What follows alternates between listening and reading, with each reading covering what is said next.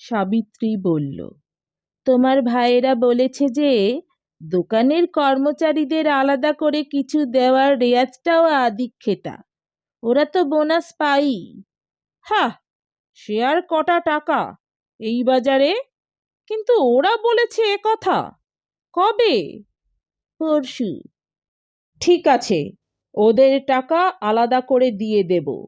আমি আমার একার অংশ থেকেই দোকানের কর্মচারীদের দেব পুজোতে। এতদিন দিয়ে এসেছি। আর বাবার আমলেও নাকি এইসব কোনোদিনও দেওয়া হয়নি। তুমিই বা কেন? সূর্য অবাক হলো, বলল, এ কথাও বলেছে ওরা তোমাকে? এ কথাটা ভুল বলেনি। বাবার আমলে দেওয়া হয়নি যে তা ঠিকই, কিন্তু এটা যে আমারই আমল, সাবিত্রী। আর হাসিও না।